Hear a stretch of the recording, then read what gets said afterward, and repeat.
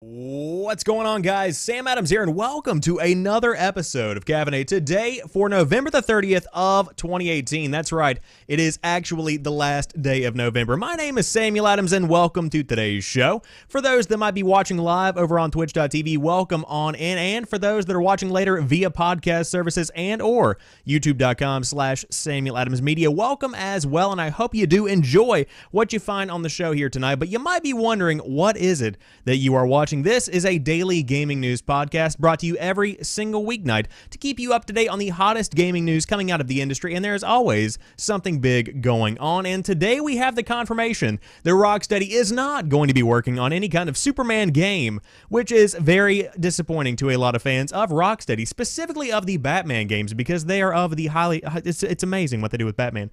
But we do have more news about Blizzard confirming new Diablo products coming in 2019. December's PlayStation Plus games have been announced. Microsoft is doing very well when it comes to the Xbox branch of their company. Stardew Valley is going independent 100% again. That's going to be pretty impressive.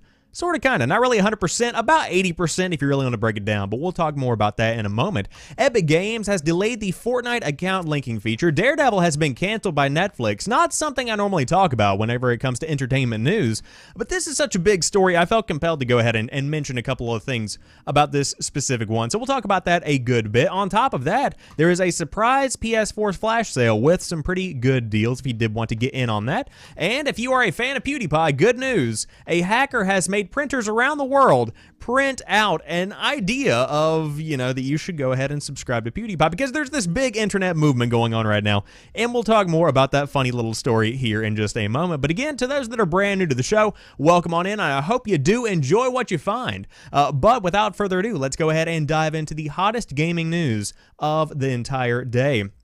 First off, Rocksteady confirms it's not making a Superman game, and there is no announcement for the Game Awards. Rocksteady Studios, makers of the Batman Arkham trilogy, has confirmed it isn't making a Superman game, and the studio won't be making an announcement about its upcoming project at the Game Awards next week. Revealed on Twitter, Rocksteady co-founder and game director Sefton Hill decided to let fans know ahead of time that the much-rumored Superman game isn't what the studio has in production. Rumors ramped up about the possibility of a Rocksteady Superman game after a listing appeared for a game titled Superman World's Finest with Rocksteady as its developer. Fans had been hoping Rocksteady would go from Batman to another high-profile DC hero since the studio wrapped up production on Batman Arkham Knight in 2015. A new game from Rocksteady was one of our 5 predictions, they say at IGN, for the Game Awards 2018, and though it appears that won't happen, the Game Awards is set to reveal 10 new titles this year. The Game Awards 2018 is going to be airing on December the 6th at 8:30 p.m. Eastern Time if you did want to watch it, and who knows, we might watch it together in a special episode of Caffeinate. We'll see what happens with that. However, big disappointment here. I know that in the past, Superman games haven't been traditionally good. I'm sorry, it is what it is. But overall, I would love to see this actually become a reality. Whenever it comes down to it, Superman is ripe for a really good video game adaptation, and I think that Rocksteady could definitely do it well. The difference between Superman and Batman in my mind, though, I mean, there are many, but the primary one is the way that traversal would work within the game. If you are looking at what Batman brings to the table, specifically with Arkham Knight, it's very easy to get around the city. It's incredibly not only entertaining but also intuitive. It is something that keeps you engaged, but you can also zone out and just run across the city. It's a fantastic way to go about doing that type of thing. Now, when it comes to Superman, that's more centered around simply flying from point A to point B. There isn't too much traversal, so that would take some finagling. But I mean, if Insomniac can do it well with Spider-Man, I don't see why they can't do it well with Superman as well. Now, overall, will we be seeing something about a Superman game in the future? That's yet to be decided. As of right now, though, at the Game Awards next week, you shouldn't be looking forward to seeing anything centered around a brand new Superman game or anything from Rocksteady overall. But I would definitely keep my eye out for the E3-esque announcements sometime next year. I think that could be a potentially great time to reveal something centered around what Rocksteady has coming down the pipe.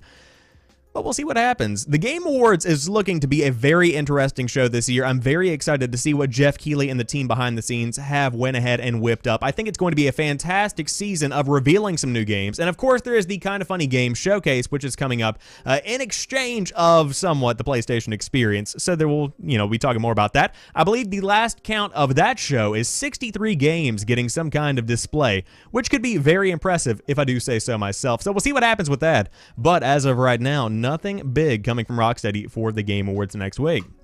However, in 2019, Blizzard is going to confirm that new Diablo products are going to be revealed. That's going to be a pretty good new piece of information. Blizzard has confirmed, by the way of a new post on its official forums, that new Diablo products will be revealed over the course of 2019. The Diablo team took to the official Battle.net forums with a special message to Diablo fans Thursday that contained this new update.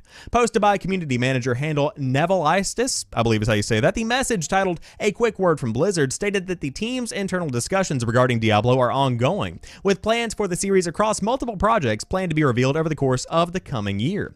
Quote, "We are eager to share more about all of our products, but some will have to wait, as we prefer to show you rather than tell you about them. It's going to take some time as we strive to meet your expectations, but now, more than ever, we are committed to delivering Diablo experiences the community can be proud of," read the note. The message is in response to the massive backlash following the reveal of Diablo Immortal during BlizzCon of 2018. The live-streamed event found the company debuting a new smartphone version of the game as part of a collaboration with NetEase. When the game was first announced in place of a new core Diablo game, there was a massive amount of commotion following its debut. A range of strong reactions swept those in attendance and those viewing remotely, which ranged from anger to disbelief. Fans stormed the question and answer session following the reveal and asked if the reveal was an April Fool's Day joke. Despite Blizzard's warning to temper expectations and that there will be no major Diablo news, attendees still depressed massive disappointment and even anger towards the reveal. And so you could go on to talk more about this, but essentially what we have confirmed here is that Diablo 4 is going to be announced at some point in 2019. Now, it's not said in those words, but you would have to assume that the next big Diablo announcement has to be a big mainline game, which is obviously going to be more than likely Diablo 4. This is something that needs to happen, okay? If you want to even remotely try and control what's going on with the gaming audience here whenever it comes to Diablo, you have to make some kind of big announcement because that's what fans are wanting right now. I'm a firm believer in the idea that even though you have all of this outrage, even though you have so many people going against Blizzard saying that they're making terrible decisions, etc., you still have to understand that everybody is still very passionate about what they're bringing to the table with Diablo. People still want more Diablo in their lives. And so with that confirmation, you have to know that they need to reveal something in order to maintain that kind of expectation and maintain that kind of desire. And I think that's exactly what we're going to be seeing in 2019. Now, the question is, will it actually come out in 2019? That is yet to be decided. I believe this very well could go ahead and sneak on into 2020, perhaps be a launch title for the next generation of consoles. We'll have to see what happens with that one, but I do know that Blizzard is going to be confirming something in 2019 Diablo related, and so we will have to wait and see what that is.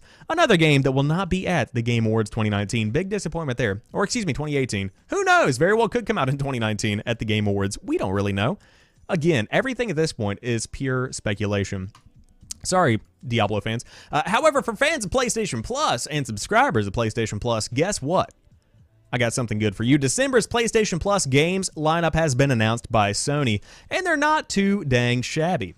Each month gives PlayStation Plus members a cause to celebrate, and December will be no different. That's because PlayStation Plus members will soon get a new batch of PS4, PS3, and, that's right, PlayStation Vita games that they can download for free. Sony has announced the PlayStation Plus lineup for December, and it's a good one. Let's take a look at what games you are going to be able to grab for free between next Tuesday, December the 4th, and January the 1st. For one, PS4 owners will be able to pick up Soma, a sci-fi horror game set in a research facility at the bottom of the ocean. But unlike many creepy games that mainly offer jump scares, this one actually has something to say. In the 9 out of 10 Soma review, Richard Wakeling called Soma an intelligent game that forced me to think and contemplate ideas as only the best sci-fi is capable of doing. It's a pretty impressive compliment right there. Also free on PS4 is Onrush, an online team racing game that has a lot more going on than just rushing to the finish line. Using influences ranging from Burnout's takedown mechanic to Overwatch's hero abilities, Onrush is such a bold, refreshing twist on the genre, according to the 9 out of 10 review from GameSpot. The game was also previously a free Games with Gold title on the Xbox One, so now it's PlayStation's turn to get in on some of that free racing action. Meanwhile, PS3 owners will be able to pick up the space shooter Stardew and the mind-bending visual novel Steins Gate. The free PlayStation Vita games for December are the Metroidvania-inspired Iconoclast, also playable on PS4, and the indie gem Papers, Please. And that, my friends, is the standout gem of this entire lineup. But if you hurry, you can still grab November's PlayStation Plus games, which include Yakuza Kiwami and Bulletstorm Full Clip Edition on PS4, Jackbox Party Pack 2 and Arcado series on PS3, and Burly Men at Sea, as well as Roundabout on the PlayStation Vita. But as always, you will have access to the games you add to your account as long as you have a current PlayStation Plus subscription. You don't even have to download them if you do not want to. So again, here's the entire lineup. You got Soma, Onrush, Iconoclast, Stardew, Steins Gate, Papers, Please on the PlayStation Vita. Very good lineup there. Overall, I think that Onrush is the one that I believe shocked a lot of people, because that studio faced a lot of trouble after they released Onrush. The game itself is not terrible, but the studio behind the scenes faced massive cutbacks, and I believe a lot of those were connected to Drive Club, if I remember correctly. A lot of hard times going on at that developer over the course of the past few years. We talked about it a very long time ago on an episode of Caffeinate, so you can go back and look that up if you would like to. But overall, a pretty stellar lineup as compared to the Xbox Gold games for December, which are god-awful. But if you did want to pick any of those up, available starting on December the 4th on your PlayStation 4, PS3, or PlayStation Vita. Speaking of Xbox, it's killing it. Xbox gaming revenue exceeded $10 billion in fiscal 2018. That's a lot of money. Microsoft's gaming revenue exceeded $10 billion in fiscal 2018, which ended on June the 30th. And Xbox Live had more than 57 million monthly active users, the company said during an annual shareholders meeting on Wednesday. Microsoft said it's pursuing an expansive opportunity from the way the games are created and distributed to how they are played and viewed. It's investing aggressively in content, community, and cloud services, it said. It also added 7 new gaming studios to bolster its first-party lineup, including Fallout New Vegas developer Obsidian Entertainment and Wasteland developer In Exile Entertainment as well. Executives spent some time during the meeting showing off the company's new Xbox Adaptive Controller. The gamepad was designed for people with limited mobility and accessibility needs, and previously, gamers with limited mobility had to hack apart hardware and solder, assemble, and build a whole new device, costing them time and money. The Xbox Adaptive Controller spokesperson Solomon Romney said all of this during the demonstration. With the Xbox Adaptive Controller, we simplified all of that by creating a hub that is easy to use, affordable for all gamers, flexible to all setups, and available through our Microsoft stores, he said. We really see this as the beginning of a new era in inclusive design, and I would agree with that. And so they go on to talk more about everything that's been going on. But overall, Microsoft said it had a record year with revenue growing over 14% to $110 billion. Not shocking at all. And this is what I want to focus on here. Microsoft seems to be the underdog for this generation. People believe that the Xbox is being, thrown under the bus while the PlayStation continues to thrive, and to some degree, that's true. But you have to understand how much Microsoft has grown through this experience of being the underdog. It's been a fantastic experience for them to grow and learn from. Whenever you're looking at the next generation of consoles, what does it look like for Xbox? What does it look like for PlayStation? For PlayStation, primarily more of the same. I mean, you've got the same developers, the same, first-party development studios working on these iconic franchises, which is all well and good, and they will continue selling very well. But then you've got Microsoft doing something completely new with brand new development studios, which very well could lead to a lot of innovation in the industry, something that could be a big game changer going forward for those that are fans of, in general, brand new games. And I was having a discussion with somebody on Twitter about this just a couple of minutes ago, but essentially, over the course of the past, I would say 20 to 30 years, you've got a lot of long-standing iconic games and gaming franchises that have become the, staples of the industry. And specifically, you have generational games that have become kind of the remastered hits, if you will. For instance, The Last of Us. You've got these remastered Call of Duties coming out from time to time. You've got a lot of this type of content coming down the pipe. I'm looking at the Uncharted collection right now, for instance. The Uncharted, 1, 2, and 3 that are bundled together. That's a big, big thing. Okami HD, Burnout Paradise, for instance, remastered. I'm looking at everything on my shelf. That should go to show you just exactly how big this actually is. You've got a lot of these games that are being redeveloped in a way and repackaged for the newer generation of consoles, and that's fantastic in a way because you allow people to play the games that they want to play, and these games continue to have a life even after they might have, moved on from their specific generation and specific hardware they began on. But going forward, where's the innovation going to come from? Going forward, where are you going to be able to find all these brand new ideas that are the next, Uncharted, that are the next Halos, etc.? Where are you going to find these things? And we've had plenty of innovation, don't get me wrong. We've had a lot of stuff such as Destiny, a big standout in my mind. We've also had games such as Wolfenstein that have become kind of established because of this generation. But again, that's another long-standing franchise. It's one of those complicated issues that a lot of people seem to look over from time to time. But I digress. I could go on about this all night. What we have here is Microsoft very much so showing up for the next generation, saying, here we are not dead. As a matter of fact, we are growing at a pretty sizable rate. So congratulations to the team behind the scenes that are working so tirelessly to not only focus on creating good hardware, but to bring new games to the table, to bring in new experiences. On top of that, with innovation like Mixer being directly integrated into the Xbox dashboard, that's something that's impressive, even if you aren't a fan of Mixer. Overall, they're developing a lot of new tools that are going to put them a step ahead in the next generation, and I cannot wait to see what that looks like, but that's just my opinion. So, moving on, we have a very interesting story, one that I didn't really expect, but the Stardew Valley dev is transitioning to a self-publishing type of project now because he has taken over most of the versions of the game. That's a big step. Stardew Valley developer Eric Barone, who makes up the one-man studio Concerned Ape, has announced that he has ended his publishing agreement with publisher Chucklefish for most versions of Stardew Valley. Chucklefish will remain the publisher for the Nintendo Switch and mobile versions of the game, but all of the rights are reverting back to Barone. Quote, when I first released Stardew Valley, I was a complete novice to the video game industry, Barone wrote in a blog post today. Chucklefish, as my publisher, oversaw the distribution, console ports, and translations of the game. They set up the official wiki and helped me redesign the website to great effect, and of course, Tom Coxon did amazing work adding network code to the game, making multiplayer a reality, but I'm at a point now where I'm ready to move forward on my own. I think self-publishing is the end goal of most indie developers, and I'm happy to be in a place where that is possible. What this means is a practical sense is still yet to be determined. Barone likely ends up taking a much bigger cut of the game rather than sharing the revenue with Chucklefish. It will be interesting to see if the other versions of Stardew Valley end up differing in the future or if the publisher difference doesn't matter for updates. At the end of the post, Chucklefish confirmed that the multiplayer update for the Switch version of the game is in submission, so it should be seeing a release fairly soon. So right now, this is a weird step forward because normally whenever an indie developer goes ahead and signs the game with a publisher, that means that it's growing, that means it's going to be kind of a big team effort from now on, and that's what's really made Stardew Valley grow to the point that it is at today, is having all this additional help and all these additional finances thrown their way and the additional, collaboration with the publisher. And so now that the game is big, I suppose Barone has learned enough of his mistakes and also of his successes to where he can go ahead and run this entire show by himself as a one-man band. Overall, I don't think this is a big deal. I think that what you're going to be seeing is a minimal kind of impact and just simply a back-end kind of transition that doesn't really make that big of a difference for you guys, the ones that do play Stardew Valley. But I know this is one of the biggest indie games of this entire generation. Tons of people play this. It's one of those staples of the, of the novice gaming / relaxation genre. I don't know what you would even call it. It's a very interesting game, but one that is definitely making an impact industry-wide, really. This is one that has proven itself to be a big innovation, and one that I'm glad to see is still going, even if it is having a bit of a transitional period within the publishers and developers side of things. But overall, good game.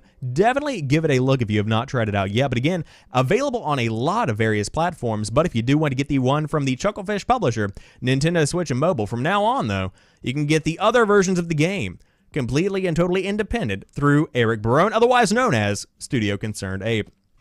Good game overall, good game. Speaking of games that could be good depending on how you look at them. Epic Games has delayed the Fortnite account linking feature until early 2019. Epic Games is working on an account merging system for its popular BR title Fortnite, but it's going to take a bit longer than expected, it said in an update on Thursday. Previously, the studio said the feature would be ready in November and it would let players combine multiple console-linked accounts so they can transfer BR cosmetics, lifetime wins, V-Bucks, and Save the World campaign access. But it's now being pushed back to next year due to some ongoing technical concerns. We want to make sure that this process is thoroughly tested and working properly before releasing it to those of you currently looking to transfer purchases from other accounts to your primary account, Epic said. We'll be sure to update you as we get closer to the release of the feature, which will include a web page on launch to help you guide through the flow. Epic announced the account merging feature shortly after Sony said it's finally readying support for cross-platform play for certain third-party titles on the PS4, starting with Fortnite. Before that, Sony only allowed Fortnite crossplay with mobile and PC, which means Xbox and Switch players had to create new accounts and lose their purchases and progress. Sony received much criticism in the last year over how it's handled the issue of cross-platform play with its console competitors, especially after Fortnite launched on the Switch in June. Fortnite itself recently reached a new milestone of 200 million registered players, Epic said, peaking at 8.3 million concurrent users at once. That is up from an estimated 125 million players in June. And so you have the confirmed fact that you are going to be getting the account merging feature sometime in early of 2019, and that's a fantastic feature to be getting. Now, of course, I'm with everybody else, where I do wish that it had been available sooner, because that's a big deal for a lot of people that do play Fortnite. You do have all these skins, all these cosmetics, etc., that you do end up buying, and lo and behold, you know, you have these new consoles coming out. Maybe you want to get an Xbox for Christmas, and you currently play Fortnite on mobile. Perhaps you're a younger gamer, something along those lines. It would be awesome to be able to merge all of this together, and boom, there you have it. Something along those lines. You know, it's that kind of unification that a lot of games could benefit from, and I would love to see more of this in the future. But as for right now, we do not have anything until the end of 2018 into the beginning of 2019. Speaking of the end, Daredevil is canceled. What? After 3 seasons, Netflix has ended Daredevil, Variety has learned. The superhero action drama debuted its 3rd season in October. Quote, Marvel's Daredevil will not return for a 4th season on Netflix. We are tremendously proud of the show's last and final season, and although it's painful for the fans, we feel it will be best to close this chapter on a high note, a Netflix spokesperson said in a statement. We're thankful to showrunner Eric Olson, the show's writers, stellar crew, and incredible cast, including Charlie Cox as Daredevil himself, and we are grateful to the fans who have supported the show over the years. While the series on Netflix has ended, the 3 existing seasons will remain on the service for years to come, while the Daredevil character will live on in future projects for Marvel. That's that last part I want to focus on, but we'll get back to that. It's the latest casualty in Netflix's Defenders universe. The move to cancel the drama produced by Marvel Television and ABC Studios comes on the heels of Netflix pulling the plug on Luke Cage and Iron Fist related Marvel shows set in the same narrative world as Daredevil. And so that's where we'll stop with the reading of this specific article, because I want to talk about what's happening here. I tweeted about it earlier, but I want to bring it back into the limelight right now. You have Daredevil going away, and you also have Luke Cage and Iron Fist all going away. All of them are fine. I would call them B-tier TV shows. That's just my opinion. But all of them are fine shows. But what's happening here is that Marvel is starting to pad their catalog for the Disney service that's going to be launching in 2019. And you might be saying, Sam, what is this new service? Essentially, Disney is cutting out the middleman, and instead of offering stuff like Star Wars and Marvel movies on Netflix, they're going to be having that, I would assume, on their own service. And so that's just a way to cut out the middleman, like I said, and get your money more directly. And that's a really, really bad thing to do, but hey, it is what it is. So I think that's what they're doing here with this, and that's what I would assume is happening. And I would say that once these shows do run out their contract time on Netflix, for instance, once Daredevil runs, I would say between 2 and 3 years perhaps, you might be seeing it migrate over to the Disney service, because by that time, this very well could be established. Disney owns a lot of the biggest IPs out there today, and so whenever you take that into consideration, it makes sense for them to pull the plug on the Netflix shows and bring them over to their service, as mad as it makes you and I. So if you're a fan of Daredevil, I do apologize. If you are a fan of Luke Cage or even Iron Fist, you might also be owed an apology, because that's just a bad feeling to have whenever your favorite show gets canceled. But I know a ton of people love Daredevil. I watched the first season, couldn't get into it, but I respect other people's opinions. So with Daredevil being gone, you might have some extra time on your hands. Maybe you need a new game or 2, or 7, because there is a surprise PS4 Flash Sale this weekend in the US and the UK.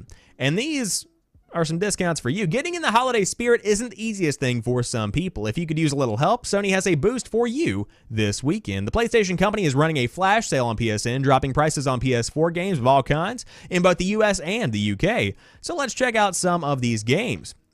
The Ezio Collection, a combination of Assassin's Creed 2 Brotherhood Revelations, is on sale for $15. The London installment, Syndicate, is on sale for $15 as well. Not a very good deal. And the side-scrolling Assassin's Creed Chronicles trilogy is down to $7.50. Those are some pretty fun games, but one of the best deals of the sale is Gravity Rush 2 for just $6. Strategy game fans can grab XCOM 2 for $15, and anyone with an interest in twisted visual novels can pick up Zero Escape games for the cheap. The first two are together in the non-RE games, non-array, sure, why not, for $15, while the third, Zero Time Dilemma, is on sale for $12. Overall, I'm seeing a couple of other things here and there, but the US deals include Battlefield 1 for $5. Why was that not included? Fantastic game. BioShock the Collection for $15. Borderlands the Handsome Collection for $15 as well. Burnout Paradise Remastered for $8. That's a very good deal right there. One of the best racing games of all time. Hollow Knight Void Heart Edition, a good one. Miami Collection, or excuse me, the Hotline Miami Collection for $5. And Unravel 2 is $8. Watch Dogs 2, $18. A little high price there. The Order 1886 and Mirror's Edge Catalyst for $6. Quality games if you did want to check that out. But overall, big sale going on the PSN. So jump on, give it a look, see if there's anything you would like to get, because there are some big ones here that I think you might want to check out. But that's just my guess. Maybe you don't. Who knows? Also, Eagle Flight PSVR, $6. I've heard that one's pretty good. However, for fans of YouTube, which many of you probably are if you are watching the after show version of this or after the live show version of this over on youtube.com, then you might want to go ahead and subscribe to PewDiePie before your printer tells you to do so, because a hacker has made printers across the world ask people to subscribe to PewDiePie. That is right. Printers connected to the internet across the world have been hacked to print a message urging people to subscribe to PewDiePie's YouTube channel. Reported by The Verge, this attack appears to be the work of Hacker Giraffe, a Twitter account that was just opened yesterday, who claims the relatively harmless act was carried out in an order to raise awareness about a major hole in printer security. The message sent to an alleged 50,000 printers calls for recipients to unsubscribe from T-Series, an Indian YouTube channel that is close to becoming the most subscribed channel on the platform, and subscribe to the current frontrunner, PewDiePie's channel instead. It also suggests that they subscribe to two other channels, Delete TikTok, Smile, and to fix the exposed printer. And so here is the overall picture itself. A giant, basically very basic message you've got here with a giant bro fist at the bottom of it. That is absolutely hilarious. I cannot believe this is actually a thing that I'm reporting on today. I'm so lucky to have this as one of the things that I do with my life. But speaking with The Verge, the Hacker Giraffe said he found 800,000 susceptible printers through an online repository and is concerned about the vulnerability, saying people underestimate how easy a malicious hacker could have used a vulnerability like this to cause major havoc. Hackers could have stolen files, installed malware, caused physical damage to the printers, and even used the printer as a foothold into the inner network. The most horrifying part is I never considered hacking printers before. The whole learning, downloading, and scripting process took no more than 30 minutes. YouTuber Felix PewDiePie has been in and out of the news last year with his use of a racial slur during a live stream, causing some major backlash, but 2 years prior, he became the first YouTuber personality to reach 10 billion views and currently has 72.6 million subscribers. I feel like that's off.